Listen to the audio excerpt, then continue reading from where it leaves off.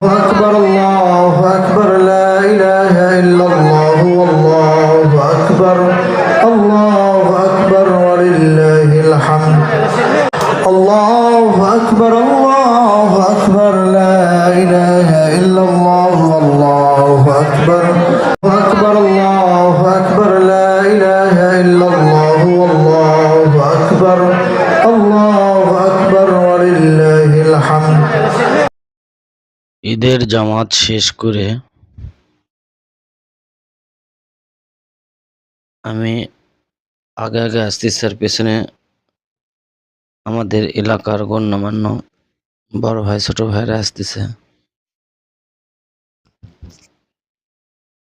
আর আমি এই ভিডিওটা করলাম, ভিডিওটা সেই দিনই করে রাখছি, কিন্তু অনেক লেটে আমি এটা আপলোড দেওয়ার জন্য, আপনাদের সামনে দেখানোর জন্য একটু ভিডিও করছিলাম। তাই আজকে ভিডিওটা দেখানোর জন্য একটু ভিডিও করলাম। এখন এখানে জামাত শেষ করে এসে পবিত্র ঈদ উল আজহার কুরবানি করতেছে। কুরবানি করার সময়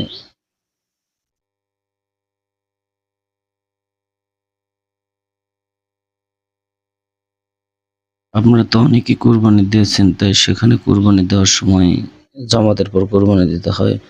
বাসায় না আগে এই দিক দিয়ে নামাজ পড়ে কুরবানি দিতে হচ্ছে। সে অবস্থায় আমি গরুর গলা ধরছিলাম। ধরার পরে আমার এই নতুন জামা কাপড়গুলো রক্ত দিয়ে মেখে যায়। আমি আর জানি না যে রক্তটা সরাসরি আমার গায়ের উপরে পড়বে।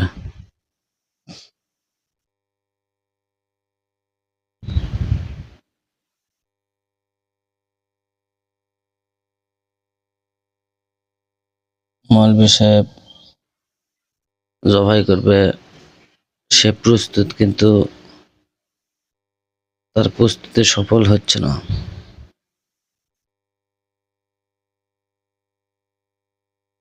আমার সাইডে আমার আব্বু, আমরা দুজন একসাথে জবাই করলো।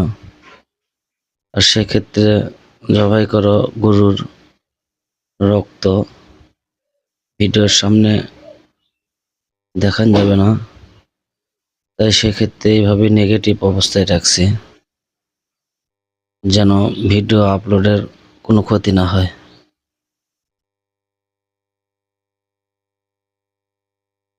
আপনারা যে যেখান থেকে দেখতেছেন, আমি ছোট্টখাট্ট ভিডিও বানাই। এই ভিডিও করার সময় তারপর একটা ছাগল নিয়ে আসলো। ছাগলটা আমার ভিডিও বেশি বেশি শেয়ার এবং লাইক করবেন। তারপরে আমি আবার বাসায় যাচ্ছি। এটা আমাদের পুরাতন বাসায় আমরা জবাই করলাম। আমাদের চাচাতো ভাই সবাই মিলে এখানে জবাই করলাম। তারপরে আমি আবার বাসায় যাচ্ছি। বাসায় একটা কুরবানি আছে।